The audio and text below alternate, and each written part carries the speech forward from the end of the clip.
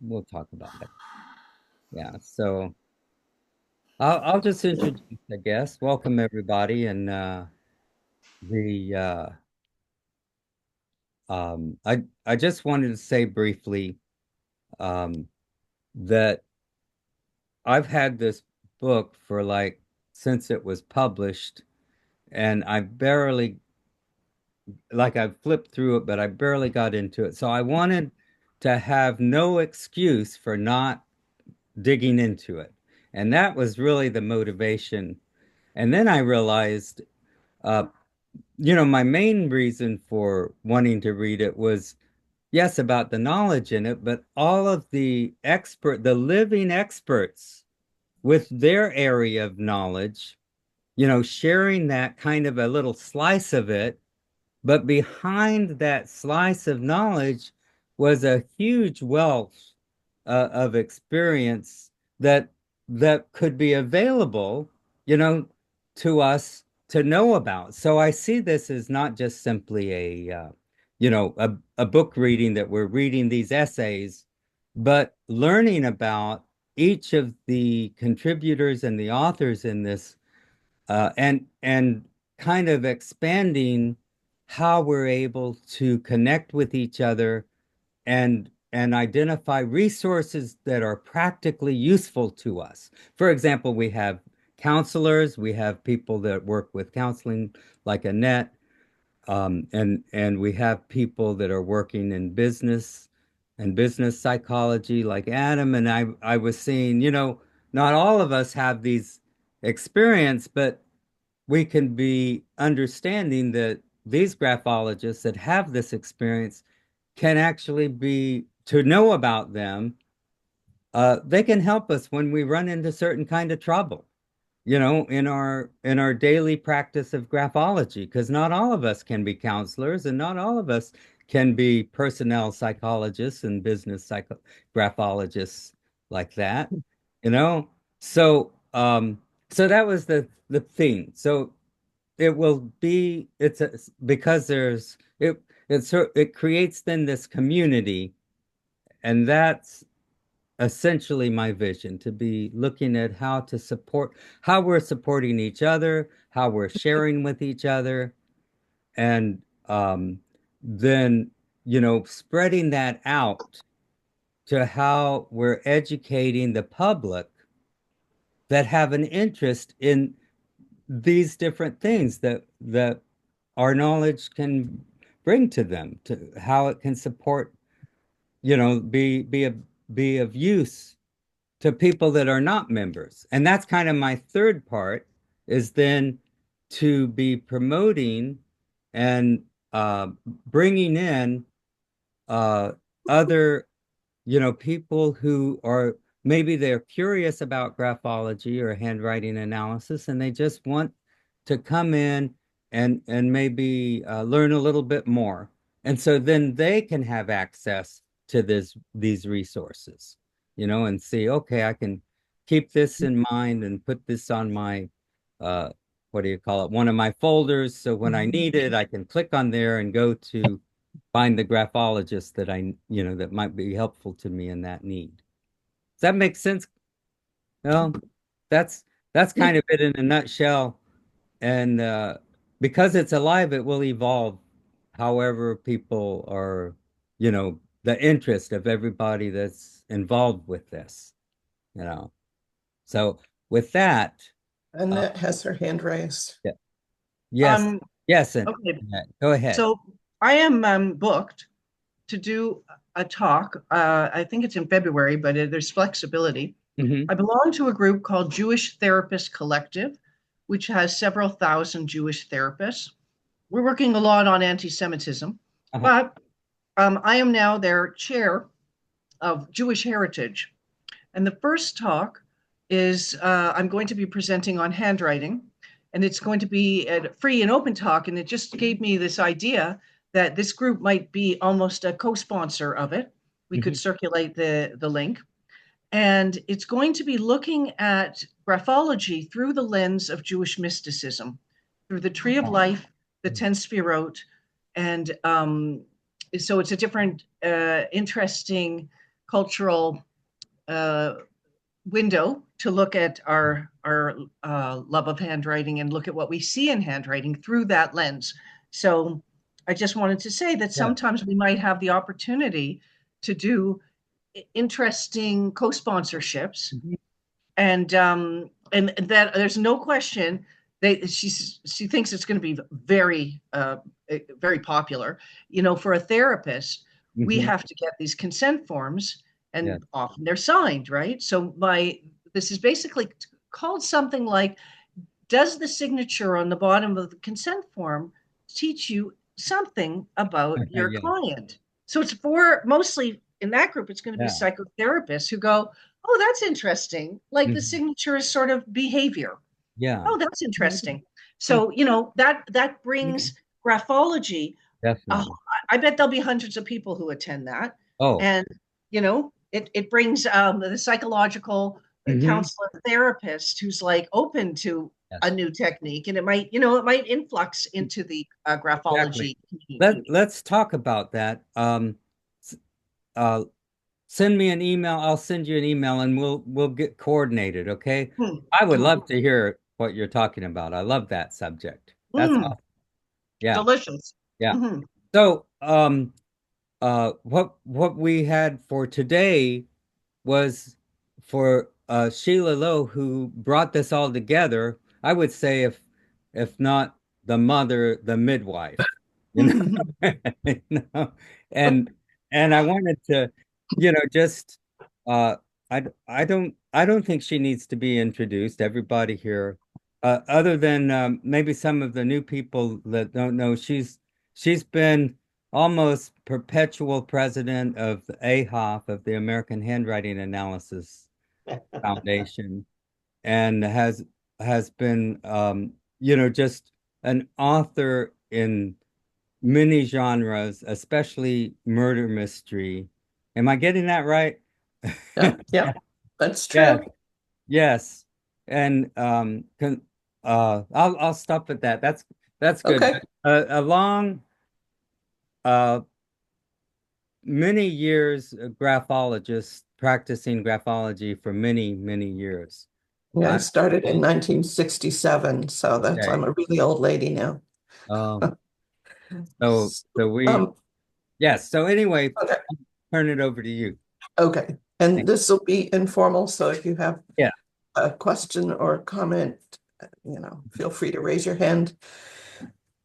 I see quite a few of the authors of the anthology. How many of you here have a chapter in the anthology? Put your hand up. Yeah, Yeah. look, a bunch. So, you've got some experts to call on anytime, and they've Was written. this meant to be recorded, It is Sheila? being recorded, It isn't is it? Okay, recorded. thank Yes. you. I think, yes, it's recording. So, I'm not going to talk about the chapters in the book because all of the authors are going to be doing that with Victor over time. So what I thought I would do, and I hope it's interesting to you. If not, stop me and say it's a bore and we'll do something else. But I thought I would more show you how the sausage was made and see behind the scenes. But the anthology, go back to the beginning, when I was first elected president in 2012, and I had a lot of ambitious things that I wanted to do, and an anthology was one of them, but there were too many other things to do, and so it got put on the back burner. And several years ago, I was asked to edit. I'm in a group called Sisters in Crime, which is, I like to think, it's not nuns with bad habits. It's a bunch of mystery writers, and they have chapters all over the world. But I'm in the local chapter because I am a mystery writer. And uh, because I know how to publish books, we were writing an anthology for the chapter, and they asked me to edit it. And I did. And that brought back the thought of doing an anthology. And so the thing to do when you have a project, and it's a big project, which is really big, is to get some smart people to work with you and do the hard work. And so I asked Teresa Abram, who is just a pretty amazing person. and Lauren gave us input too. But Teresa did a lot of the legwork in getting the book going.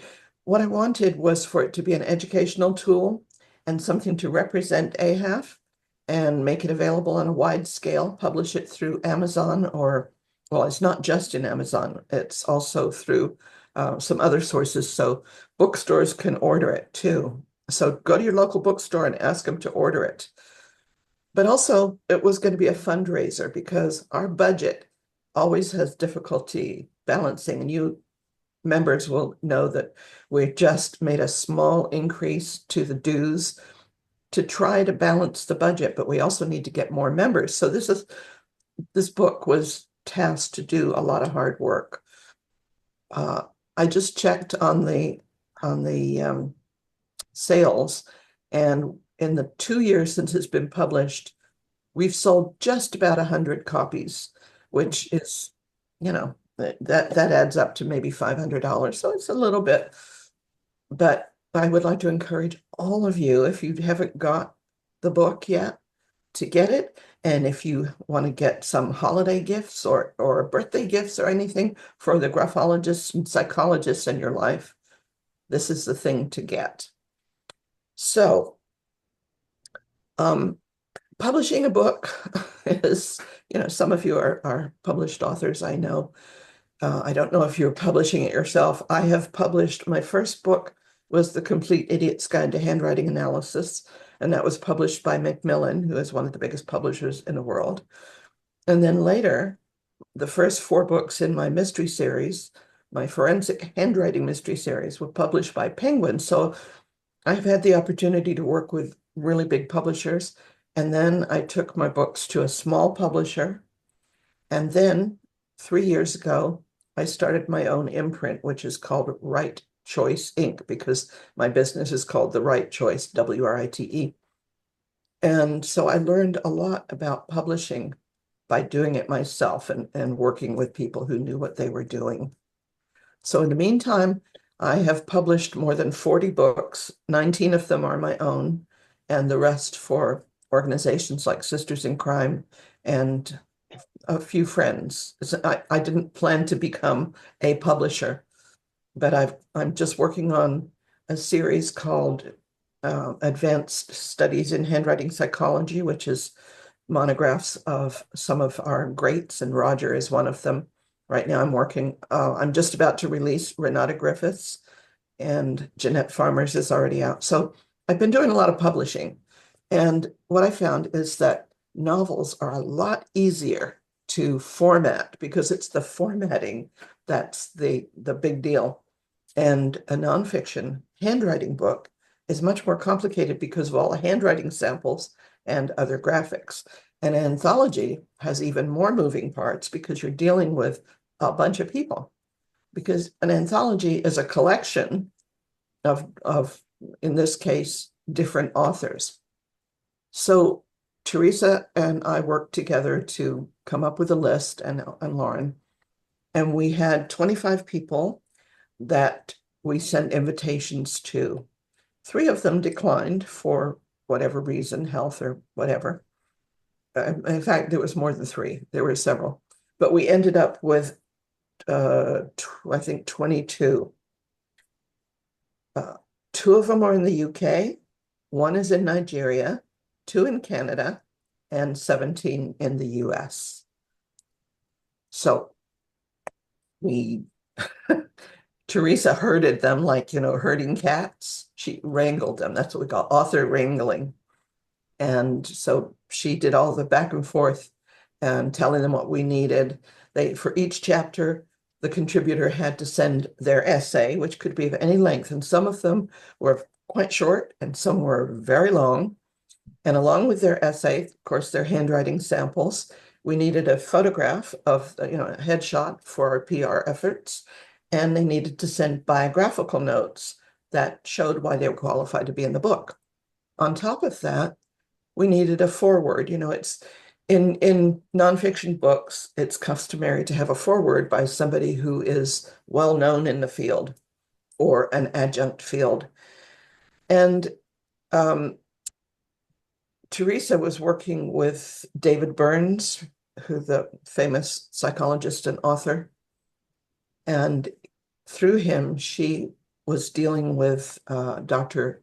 Mark Noble, professor, I guess, Mark Noble. And he's a professor of genetics and neuroscience at the University of Rochester in New York, the medical center there. And so she talked him into writing a foreword, which was very cool. But we got a less than happy surprise when he submitted something that was not exactly gushing with praise for graphology as we had hoped. He said he hadn't made up his mind about it, but he certainly was in agreement about the importance of handwriting, even though he wasn't totally sure that it revealed personality. But still, he wrote a good foreword. So the other things, a nonfiction book needs a preface. And as the editor, I wrote the one for the book. And it has a lot of parts. I decided on the format, which was going to be a standard 6x9 paperback book. I don't even have a copy with me here, but 6x9, Yes, this is my memoir, but it's this size. It's just, thank you, Judy. Judy has her copy. And I'm sure I have a copy here somewhere. But I certainly have it on my computer. Another thing you have to have is a cover. And what I've learned is that book cover design is a real specialty, and it can cost a significant amount of money. For my Claudia Rose series, when I had them, when I started my new imprint and I took my rights back from the publisher, I had to either pay the publisher for the covers that they were using or get new covers. And I decided to get new covers, and it cost more than $500 each for the at that time, 8 books in the series. So that, that's pretty significant money. We didn't want to shell out money for the anthology. And so we started out by designing a cover through the publisher, which is KDP.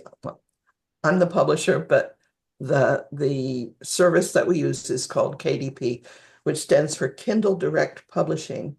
And it's owned by Amazon because, half the world is.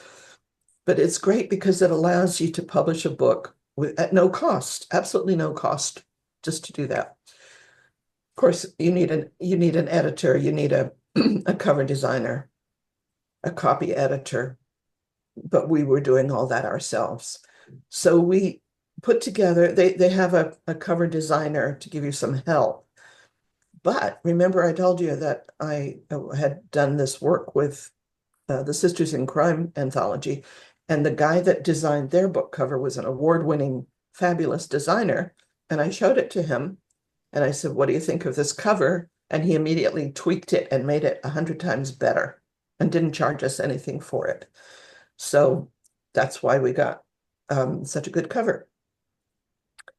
Now, I thought I'd just take you behind the scenes a little bit and show you it was not always pretty, because I was learning some new formatting software and things didn't always work they were supposed to. Some of the chapters drove me absolutely up the wall. In the 2 years since then, I've learned how to use the software better. So, the other things, the other things that you have to have in a book, especially, well, in any book really, you got what's called front and back matter, which is if you want to have acknowledgments, which we did, a dedication, a title page, the foreword, the preface, and then there's the index and the table of contents. So it's not an insignificant amount of work, especially when you're not getting paid for it. So I'm going to share my screen with you. What are you showing us, Victor? The index. Oh, yes. It's actually very important because that's where you can find the subject you're looking for, even if it's written across several different articles.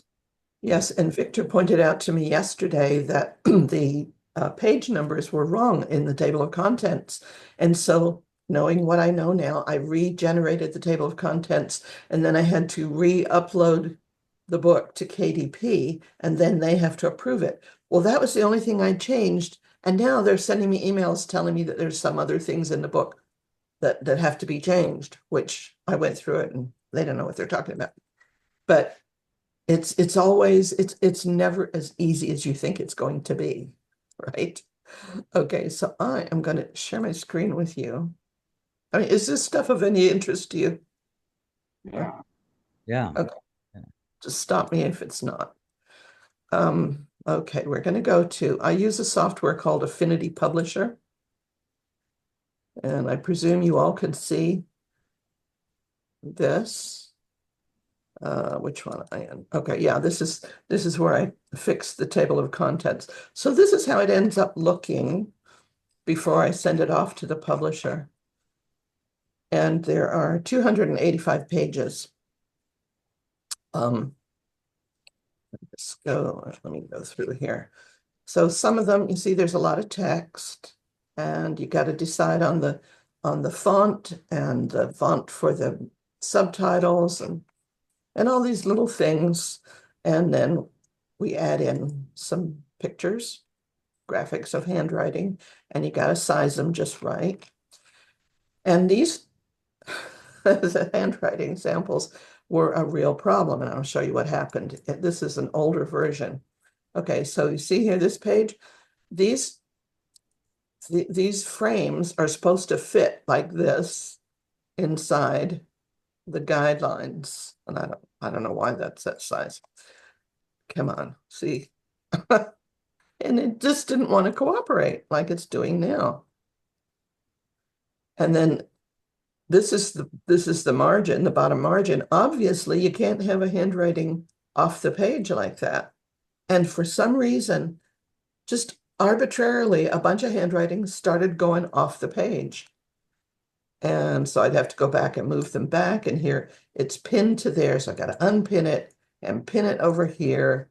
And then try to, I don't know what happened to this one. It really is a mess. But the one I'm going to show you, the one that was the hardest. And here again, they just went crazy.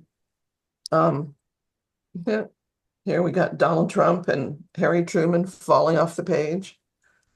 So every time I had to fix that and push it up, and then that would change everything else from then on. I have to go back and fix all of that. And I must have fixed these 100 times. Sarah's was the hardest. In this case, it looks okay, but she had lots of really great graphics of Ruth's mother, who made. But Ruth, tell us what your mother did. So it's better if you tell it. Tell you that story. Of course, she raised horses and dogs, and she traveled the country based on somebody telling her that she had writing, speaking, and research ability in her handwriting. So I don't know whether she has a sample there. In any case, she got a grant from Harvard University to study dog movement. But after she'd traveled the world for 25 years, speaking all over the world to dog people, she got into cutting puzzles. And this is one of her puzzles. Well, this is somebody who had 28 people cut this puzzle. That was a present when she retired. And I don't know whether Sarah included in this puzzle the fact that she donated one of her puzzles to charity. Is that one the one that she donated there? Yeah, I think it is. In any case, she put it up to raise money for dogs, and she sold it sold in auction for $28,000. And she went into the Guinness Book of World Records for having cut the most expensive wooden jigsaw puzzle in the world. But Sarah had spoken to them about the combination of looking at handwriting, and the way they wrote was the way they cut their puzzles. So it was quite an experiment on her part. And I think some of you, I think this is in the series of puzzles or lectures that you can hear. But it was quite a project, and it was a family project, to say the least. And so these thank you. No, these puzzle pieces that Ruth's mother cut. And how old was she when she was doing this? She was 75 or 80. She lived to 96. Yeah. And so these puzzle pieces that she was cutting out were in the shapes. Some of them were in the shapes of the animals. And that's very cool. Could you scroll down one more page? Yes. Here's the handwriting samples. And see, again, they're falling off the edge. They can't go past that line. So they had to be all, and I wanted to make the samples as big as possible. I can't fix it here. It's okay. I fixed it somewhere else. But she, What a job. Awful. Yeah. Sarah, put the handwriting samples with each of these people who were puzzle cutters or whatever you might call them to show their puzzles with their handwriting. That Which, one, that's an interesting one. this That one? was somebody who cut a puzzle in a postage stamp. And Wow. that is the handwriting. You see how tiny and tight that handwriting is. And then you can see the looser handwriting, and the puzzle's a little bit looser. So it's an interesting study. But what a job to get that on the paper. I'm sorry you had to work so hard on it. Well, it was because I didn't know what I was doing, I'm sure. Well, But gosh, I wouldn't want to live with that person. writing in wood is the subject of her lecture. Yes. With the Yeah, you can get it I'm sure on the website.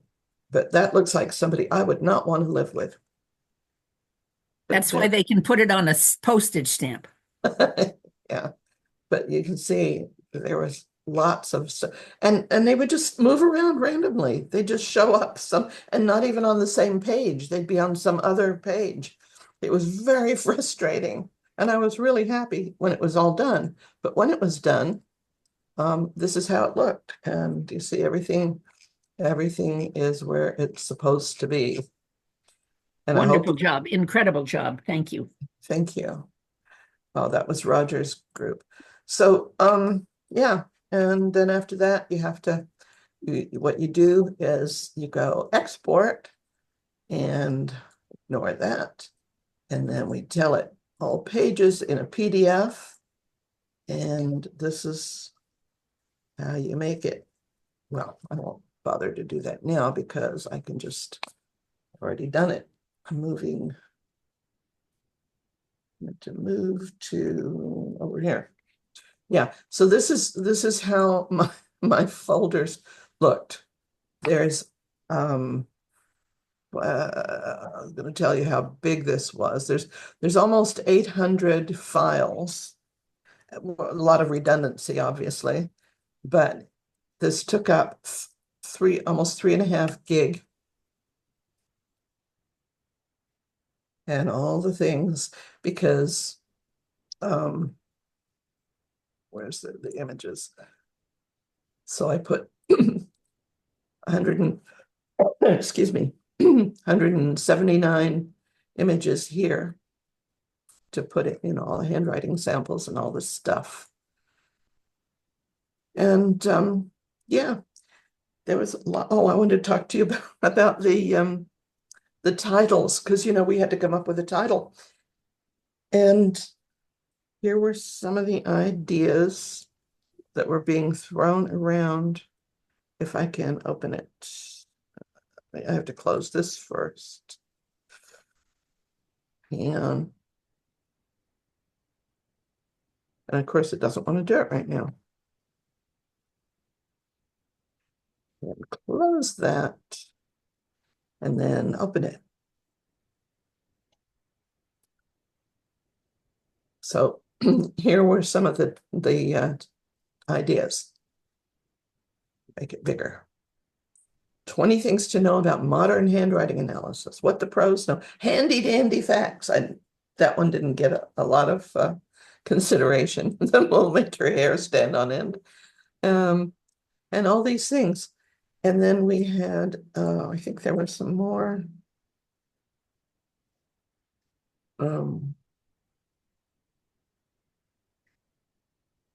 Okay. So yeah, no. Okay. So what we ended up doing was this is when AI was just starting to get popular and people were talking about it, and they were starting to use it in her office. And so I don't know, have any of you used AI? Because it can be really useful in certain things. And I'm going to show you what you can do. We ended up using it gave us a group of titles, and we put 2 of them together, and that's how we came up with the power of the pen. I need to Okay, I gotta share. Oh, duh. There's so many windows open. Okay, here we go. Are you seeing the screen that says Zoom? Okay.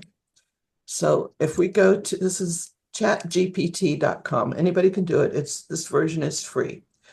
So let's say I need a title for a book about handwriting analysis. So wait a minute, let's see. We'll do it this way. Suggest some titles for a book about handwriting analysis. Make it very simple. Watch this. Click, hit enter, and there you go. Aha. How's that? And you can tweak it and do more. Yeah, What do you think, Victor? that's pretty amazing. Yeah, well, Okay. watch this. And we'll go to the next. Yeah. Write a 1-paragraph description of a book titled Power of the Pen. What's the subtitle? From From the unconscious to the conscious, from the yeah, unconscious to the conscious. conscious. Okay. Let's see what it comes up with. Look at the speed of that. Okay, explores the fascinating world of handwriting, the mirror to the mind, unveiling the secrets hidden in every stroke and curve. Takes readers on a journey into the science and art of graphology, revealing how the unconscious influences the way we write and how these patterns can shed light on personality traits, emotions, and even life experiences. See, this is something that could be used as is, or you can take it and edit and tweak it. But it's pretty useful for stuff like this. I wouldn't use it as for my book, for my fiction books, but for advertising types of things, it's just really a time saver. And Could I ask you a question? Would that, if you took that paragraph, yeah, would that be considered plagiarism? no, That would be yours. yep, No, you can't copyright anything from AI if AI produces it. yeah, but yeah, by the other token, it scrapes the web and it takes stuff from everybody's and uses it without infringing copyright too. Good grief. Anything else you want to ask right now? How do you do it? All you've got to do is go to chatgpt.com. And you see here, it keeps all the stuff for that these are all different things that I have generated. Like this here, I asked for a blurb for my latest book, and I tell them what it's about. I just put in my description, and then it comes up with this other description. Now, the stuff at the end here, a heart-pounding thriller that keep readers on the edge of their seat, blah, blah. That I just cut that out because I don't want that kind of hyperbole. But there's just all kinds of things you can do with it. So there. So that's how I did it. Wow. Any questions? Thank you, and you're crazy. Yeah, how long did that, I Definitely. mean, was that a couple of years, Sheila? How long did that take you? A couple months. 40 Oh my books. Come gosh. on. That Yeah. that was before she knew how to use the software. I'm just saying. Okay. Yeah. I want to show you what I'm doing right now because it may be of interest. As I said, I acquired the rights to several people who have died. That before they died, they gave or even after, they gave me the rights to their handwriting monographs. Like Renata, I was selling her stuff for a long time. And so I have just put together her book, which is this morning. Amazon emailed me and said it's up on sale. Mm. Wonderful. She was a Where am I? great graphologist. She was, and a good friend. I know she was close to you. Where? So, I'm in the wrong place here. Okay, so these are the people. These ones are now done, and these ones are being done. And where is Cheryl? So this is what I'm working on now. Cheryl has a book, some of you know, called Graphic Sex. And I don't have the old cover here. I don't know if that, maybe it's in here. No, not there. But this one, let's see. Are you able to see this 2-page book? Yes. Okay. So this is over 400 pages, and all of these little things, I'm reformatting the whole book. Mm. And I have to tell you, it's so fiddly. I have to, for reasons that are too boring to explain, I have to delete each and every one of these little graphics and reset it. And it's kind of interesting, some of the topics. Yeah, they never like have a seamless way to move from one kind of formatted software to the next one. That it's you're Yeah, always having to make it's always more work than you think. it's always way more work. And I'm trying to reduce the number of pages because I don't want it to be, it was 450 pages, Yeah. now it's 417. So this will be the next one. I hope to release this by the end of the week. I've been spending a couple of hours every night on it this week. Yeah. And, Which one is this? The graphic sex? That sounds like Marie Bernard. this is Graphic Sex. But is that Renata? No, it's Cheryl Solomon. Cheryl Solomon. Okay. Yeah, it's the book is her formatting and cover is on Amazon already on sale. But I'm trying to get back to where I was. So I can see right here. So Sheila, you brought up a thing I wanted to point out. That's one of the things. Um, it will be in April that uh, Trish will be speaking, but the first kind of few months, these at the beginning of this next year, is a focus on resources and like identifying the books and the books for different levels, like for people Mhm. interested in learning about or like just beginning or curious and those that are kind of serious students and stuff like that. And that was something I'm seeing to uh part of the process of like really getting clarity and where we can find a lot of these, like for the advanced graphologists, some of these books have been really hard to find, you know, and Mhm. that's something as a group, this is we can be able to locate stuff like that, you Well, know. these are all Yeah. gonna be and are available through Amazon and other bookstores. Like Trisha can Yeah. order any of these books. Hmm. Um, the cover of Cheryl's Graphic Sex is just bright pink with big block text, and I think it looks very boring. And Judy, This is what it looks like. yeah, oh, there you go. I mean, what do you think? That's the cover. I just thought it was unappealing. Mm. So Judy came up with a really cool graphic, and I put the text on it, and I'm considering this. Trisha said it was hard to read the cover. So um I don't know. Are you seeing the cover? No, no. Yes, no? No. No, No. Okay, let me move this share to here. Ah, yes. That's more interesting. I think so. And I think I don't know, there was just something when as soon as I saw the graphic, which Judy hadn't specifically made for this, I thought that would make a good cover for that title. This it's easy for me to read, actually. It's a great cover. Yeah. Oh, thank you.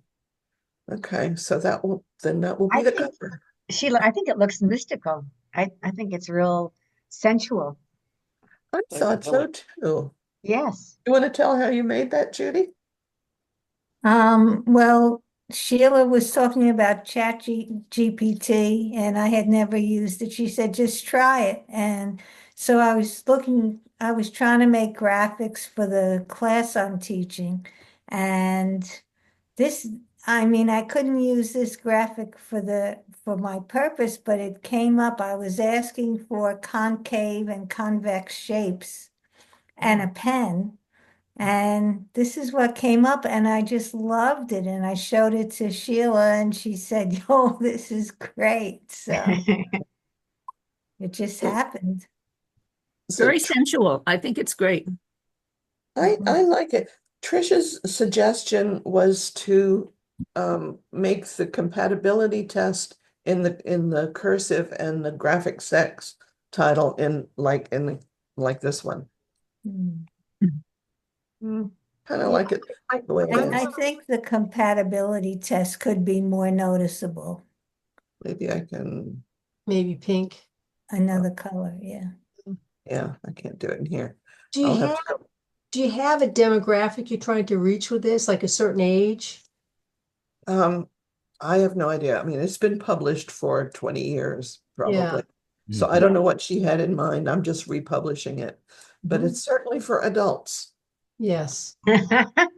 So people who were taught cursive, I guess is what I'm getting at. Uh, good You could point. put a PG on the cover. I'm surprised that no, I'm surprised Amazon even published it because they're very strict about stuff like that. And I just published a book for a friend, and it's titled "Murder at the Naked Swimming Hole," and it's got a little naked guy in a pool dead, and they published it. So you never know. Yeah. Cool. So that's my Well, story. it covers the subject, but it does not obstruct the view. Right. Exactly. Yeah, so I guess my new career is in publishing. I hope you get Roger to sign off on all of his stuff so you can do Oh, that. he already has. Oh, good. Yeah, he said he's happy for me to. The thing about Roger's stuff is I started with him and then I decided to make it later, is that some of the things that he says are very dated because he wrote them a long time ago. And I don't really want to edit Roger, but I need to talk to him about some of that. Just about the men, women kinds of things. Yeah. The language. Yeah. So things change. We have to keep up with the culture. You, I'm sure, have a copy of what we call the Rogerisms, don't you? Yes, I do. I mean, things like, she hears the music, but she hasn't put the needle on the record. That needs an update. What's a record? Yeah, really. Yeah. So Roger's article is like at the beginning of Mhm. the anthology. But Of just to course. let you know, we're going to be in January, we'll be starting with the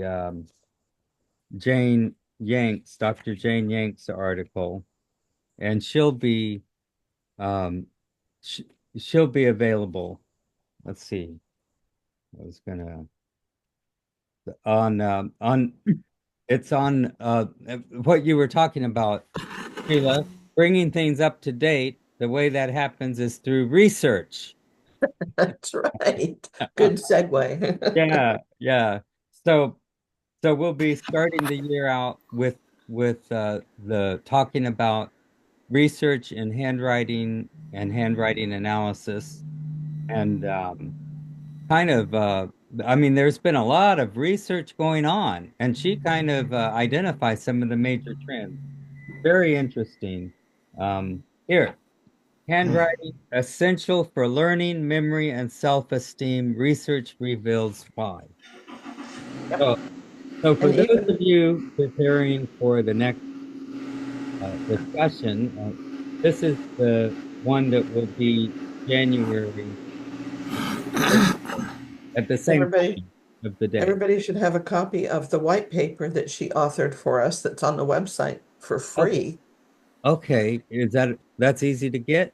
Yeah, you Anyone just can download it off of the website. But it's different from that. It's a okay, list of over 80 research projects about handwriting. that's great. And I mean the efficacy of handwriting Yeah. for learning. So that is at ahafhandwriting.org. And, Yeah, I and forget it's public what page it's facing. on, but Yeah, yes, it's for that's any, and great. it's translated into 6 languages besides English. Hmm. The first part of it is. Then it's the update hasn't been translated, but it's still, all Yeah, worthwhile. And Chuck, Victor, can I throw in one thing before definitely. we're winding The, down? the floor is open. Oh, wonderful. Yeah. I think it was 1976, I was visiting my friend Steve Morris in Berlin. And one night we had the TV on because it was in German, and he had to explain the translation for me. But it was an episode of The Avengers with Patrick McNee, I think it was, and he plays the character of John Steed. Mhm. And somehow in the story he was shrunk down to about 6 inches tall, and there was the bad guy running around the scene, and the Steed character picked up a fountain pen, which was in this case as tall as he was. Ah. And while the other guy wasn't looking, he grabbed the fountain pen and stuck it into his ankle and looked right at the camera and said, "The pen is mightier than the sword." that's great. That's I a always great, thought that would be a catchy story to tell at the yeah. very beginning of a talk for a group.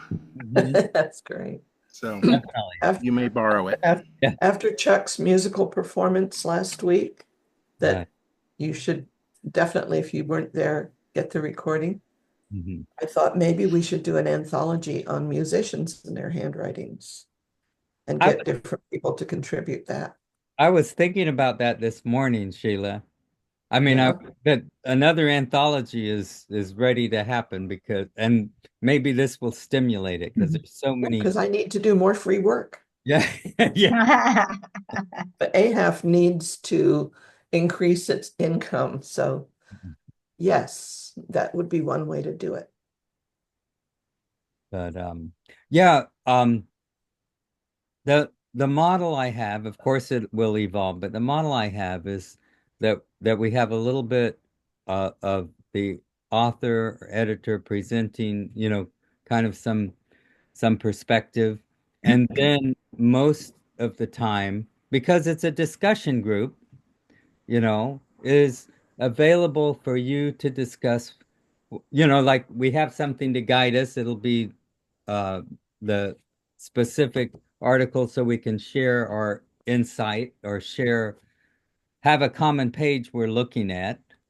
Um, but um, basically, uh, I want this time to be available to you all to uh, rather than it to be like a talk, if you understand what I'm saying, because you're going to be having ideas from reading, from your perspective, and we have like from a wide different perspectives.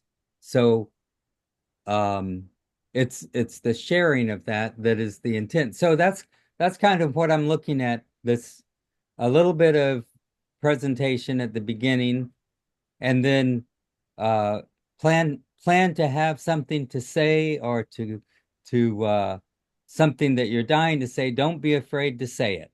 That's but there's no pressure around it. This is one thing just bounces off to another, and that's how these discussions happen.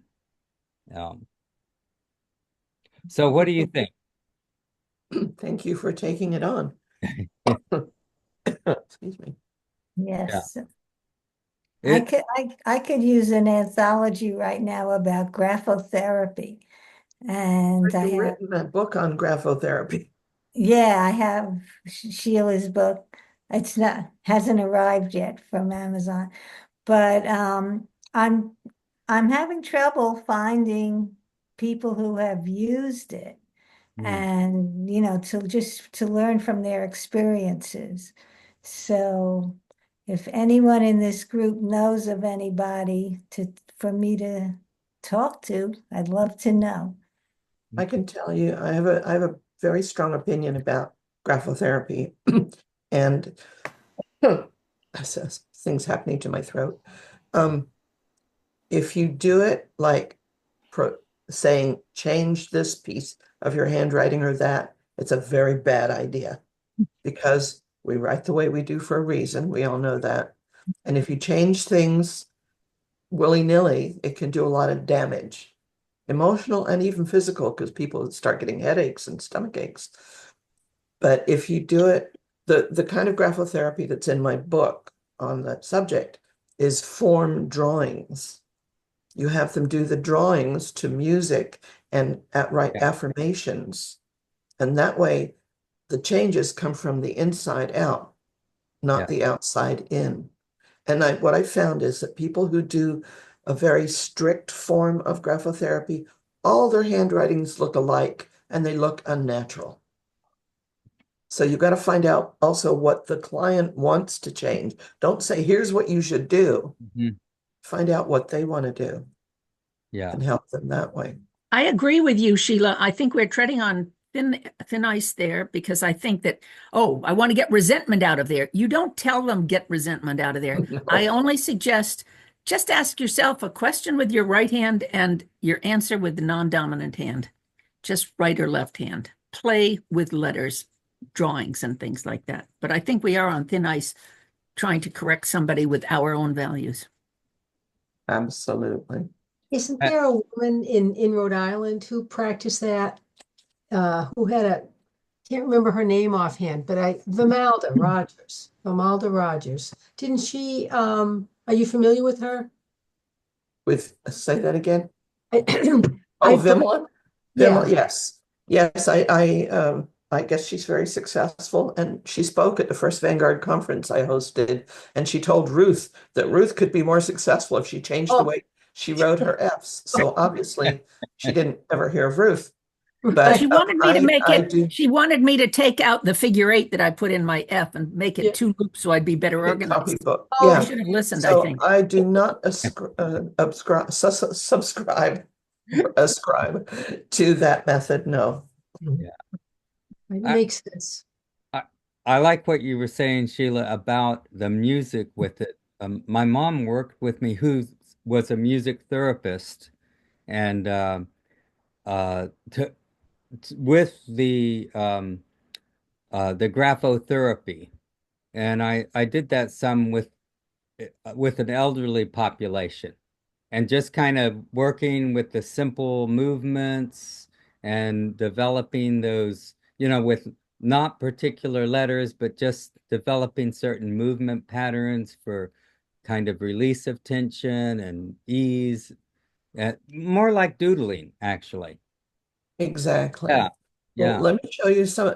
Jeanette Farmer, she has this method that she called Retrain the Brain with handwriting. And that is her website, even though she's yeah. passed away, her family still maintains it. She worked with a music therapist Hmm. this is for children. Let me play you Yeah, one of the music, the little pieces of music to go with a yeah. specific kind of exercise. Hmm. Exercise number 1, creepy crawlies. Yes. You can do it in the air. Uh-huh. You know, you can tell that that's a soft kind of curved movement that you might want to do at night to go to sleep. Okay.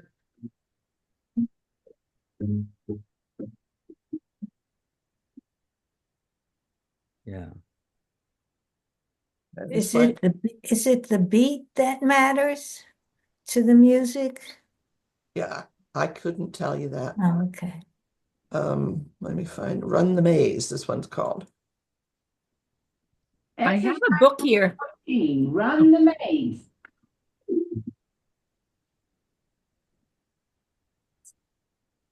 It's a very different kind of a movement. We can't hear it. Yeah, And I'm not hearing oh, the, all right, then let me here. you should be able to, Sorry about that. Share sound, that should yeah, help. there you go. Okay, try this again. Exercise number 14, There it run the maze.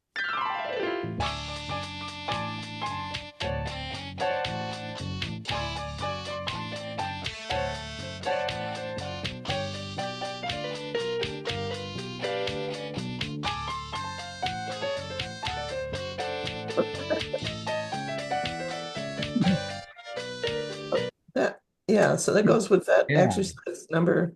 I mean, one more. Humpback wiggle willies. Oh, yeah. Exercise number 9, humpback wiggle willies.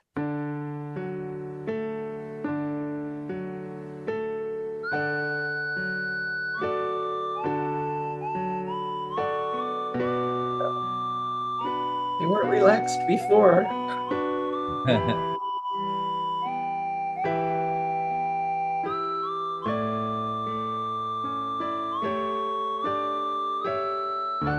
Yeah, so there's 16 of them. I have them all on the computer. They come, you can get them on a CD with the book. Ruth, you said you have the book there? Well, no, I don't have the book, but what you're saying applies. I knew a probation officer who the judge would decide how to punish a student by looking at their handwriting. And he met somebody, and I have a book where literally this person wrote the book of answers for Ruth Holmes. There is not a single word in this, but it's 158 pages of drawings. And the woman changed her entire life by doing, there's not a single word in here, but they're beautiful shapes. And I show that in a couple of my lectures of going from this to something that was totally free and beautiful. I'll show you it sometime. Amazing. Yeah. She's an art therapist now. Wow, that's very cool. It's the shapes, it's not the actual letters. The shapes is exactly But what it is. the music and Jane, I quoted from Jane in my book, which is, I don't even know what it's called, something about graphotherapy, but it's, yeah, the music, the handwriting and the music, oh God, I'm really having a senior moment. It's the cognition and then the affirmations sort of tie it all together. And don't say positive affirmations because that's redundant. Affirmations are positive. And there's a list in the book, and it's only $7.99. Would you post that, Sheila? Do what? Would you post that somewhere we could get that if we wanted? Oh, yeah, it's just on Amazon. On Amazon, just look up graphotherapy. There's not a lot. Yeah, no, Okay. or yeah, you can look under my name. Isn't it stupid? I can't remember the name of my own book, but I'll tell you in a second. It's about improving your life with, I think it's that, improving your life with graphotherapy. I have too many folders. Yeah, improve your life with graphotherapy. And it looks like, Oh, yes. oh, did that come up? As you see, I like that font. That's the same one I used on Cheryl's book. Making positive changes that stick. And I haven't done a lot of graphotherapy with people, but the ones I have come back and said that it really made a difference. I used it on myself many years ago. And when I got divorced from my first husband, I completely changed my handwriting, which was so tiny, it was disappearing from the page. And so I changed it completely. And at the end of the year, I didn't like who I had become in some ways. And so I started doing more balance and doing better graphotherapy. And look how perfect I am now. That's why we like you so much. Ruth, you're doing havening. You know that, right? I'm doing what? That's a form of therapy called havening. It's to I've never heard havening. havening. Yeah. Never heard of it. It's to calm you down. My therapist that I had a couple of years ago had me do it. Wow. I thought tapping was that. Well, that's yes, another form, but this is havening. It's to Oh, okay. whatever. Thank you. So it's about like about self-love, self-loving. Exactly. Mhm. Yeah. So tapping. Is there anything this woman can't do?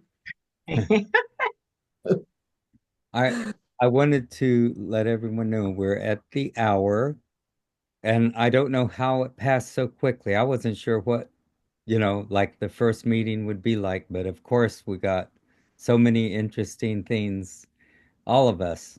So every so I know there'll never be a time we are silent here. There'll always be something interesting.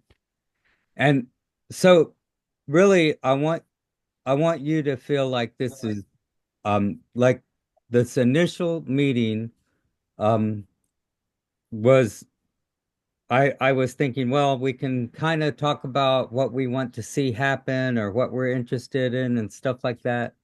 And yes, you let me know like things you would want to see going on, and we can be developing that.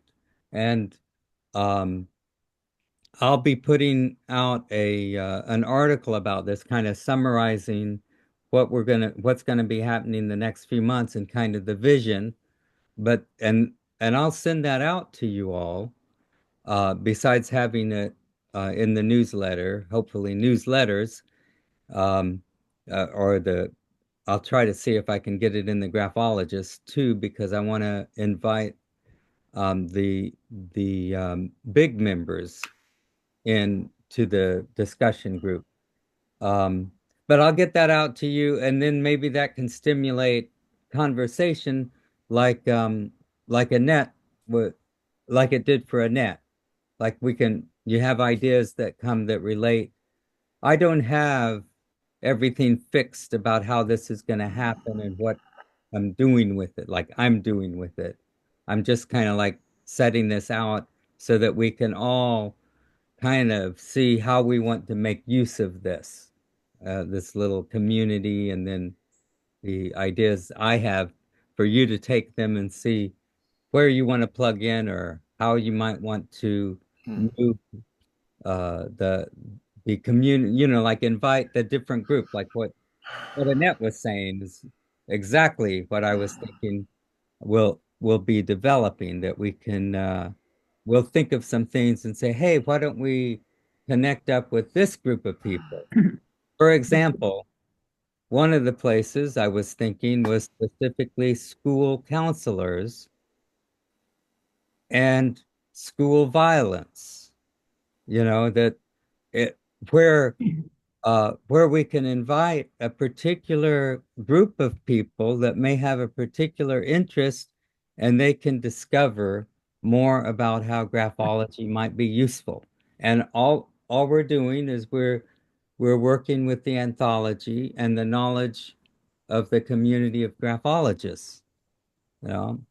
So Victor, just yeah. are you also inviting AHA members?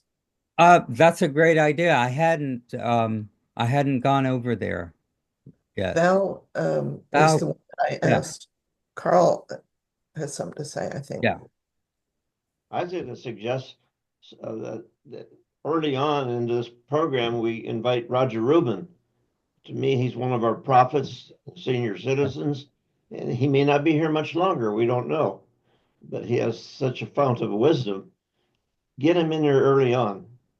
And Okay. maybe if we have to make it worth his time, extend this a half hour or something. Yeah, Just a suggestion. yeah. Oh, and by the way, when I say like 10 minutes, like you're saying, some topics and things, it it it's sort of like it's obvious it's to be a little longer because kind of more, or there's something else. It's how we want to extend it. Like if we want more of the talking, or if we want to discuss more, we'll see. I But know that, yeah, Victor, I know you're going to start that listserv, and yes, I think that's where you're going to get a lot of mhm, stimulation from people to start discussing. yeah. I'll have a link that people can join instead of having to contact me and I add them. There's a link, and I can make that link available, and anyone who wants to join can click on that, and then they just follow the instructions and they can join it. So that'll make it real easy. So yeah, there'll be a listserv that will follow. Victor, there's Yeah. there's one important bit of graphotherapy we forgot. Hmm. When a person endorses a check from a client, I think that's very therapeutic. Yeah. I I think I hear a particular musical sound at the same time. Mm. Ka-ching. Ka-ching. I like that. Yeah. Yeah, Chuck and I are on the same page. We got it. Let's put that in our musical anthology, Yeah. Chuck. Yeah. Um, let's see. I don't know.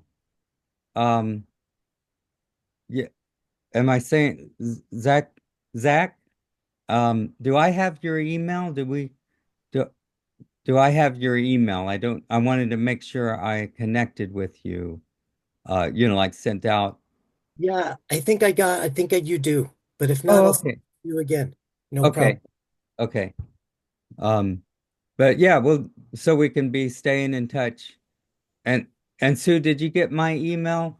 We can talk about how to connect up with the British Institute and stuff. Yes, I've forwarded it to the editor for the Okay, journal, see if we can publish it in that. Yeah. okay. I'll put something together um and send that to her and stuff. Okay. Yeah, that sounds great. Thank you, Uh, Victor. This yeah, is really I am good. excited. Of course, none of this is going to happen until next year. Next year is 5 minutes from now. Very Oh, soon. okay, Yeah. yes. Yeah, that's right. Yeah. Okay. Well, Oh, I just want to, hey, McJob, I just noticed you down there. Welcome. Hope we are Yeah, recording. I'll go ahead and let's see. Since we're at the end of the hour, I'll, thank you. yeah, I'm glad you Hi, could. everyone. Yeah. I- Let me. I'm sorry I had to be in some meetings. I'm just able to come out of it. Oh, we've been Pleasure to be record. here. Yeah, we've got a recording of it, so you won't miss anything, and we'll and be he's continuing next month. So Job we'll is one be of our authors in the yeah. anthology. Just to let you know, you might have missed um, that next month it'll be Dr. Jane Yanks um, chapter on uh, the handwriting essential for learning, memory, and self-esteem. Research reveals why. So we'll be Great. talking about that in January. And Nice. yeah, and yes, ideas, send me ideas or comments in between. Um y'all have my email. Let me see. I'm trying to find to turn off the The record down at the bottom. okay. It says it's recording, but none of Yeah. something happened that my link isn't working. I guess it'll just have to keep recording until I close up. Don't you have a stop button on your bottom toolbar? Uh, It says stop or pause, record. It's like a little no, square. no, I only have an end there. Hmm. Something, my window shrunk all of a sudden while we were Well, looking at the screen. So I don't know. when you close the window, it will Yeah, it'll it'll be okay. do its We'll thing just process. record all of it. So, Right. anyone have any comments or thoughts here? Because it's the noon hour, and I know this is the first one, so this is a little more casual even. But if there's here's your chance to speak, you know. Or forever hold your Merry peace. Yeah, Christmas and Happy New or Year. wait until next year. But it's I such a nice idea because you don't have to go out and recruit people. You've already got everybody in that book. You're good for 2 or 3 Oh my years. gosh. I thought after I sent out everybody made a group of the people in this book, I thought, well, that's a large enough group for the discussion, you You know? got 2 years worth of speakers. Yes. Almost. Yeah. Yes, indeed. Right. You know. Well, So I got to go work on graphic sex. So yeah. So yeah, we'll see you, Sheila, and I'll be anything else, anyone? Yeah. Thank you all very much. Yeah. happy holidays. Yeah. Merry Yes. Christmas. You take care. So Thank Thank you. Thank you. take care, Adam. Take Thank you. Yeah, you're Have a welcome. wonderful night. You too. Bye. See you, Ruth. Good job. Good night. Thank you. Bye, McJob. Yeah, see you, McJoe. Hi, Ruth. We'll keep in touch. Bye. Give me an email and I'll send you the recording, McJob. Okay? All right, I'll do that. Okay. Yeah. I might still have your email. Is it Victor or something? Victor, oh, you can here, let me put it in. Well, it's Victor at execego.com. That will get to me. That's the one on the emails I sent to you. Okay, Victor I should be at able to track it. execego.com. Yeah. Yeah. It shouldn't be a problem. I'm glad you came in just to kind of, even though you had that other meeting, appreciate it. And Yes. we'll be doing this the same time of the day next month. Let me All check right. the date for you. Um, January, is that right? January, oh, that's the wrong year. Okay, here we go. The 16th of January. Yeah. It'll be on 16th of January. the 16th of January Okay, at, I'll keep that locked at down. the same time. I guess you're, 7 p.m. yeah, That's 11 a.m. PST, yeah, Pacific time. 11 a.m. All right. Yeah. Nice to meet you. And well Yeah, done. good to meet you. Take care of yourself. Have Yes, a and good you too. year. Yeah. Thank you. Bye. See ya.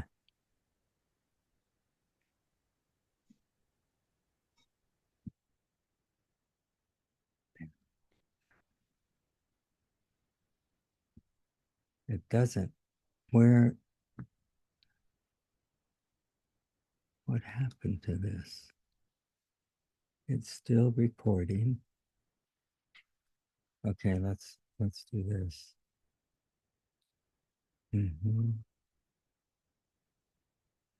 Why can't I end it?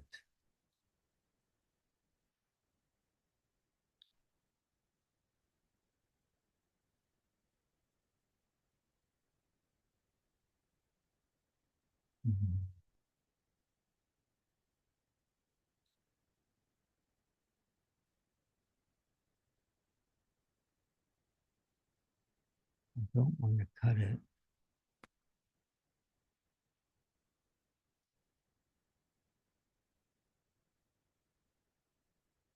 My recording's messed up.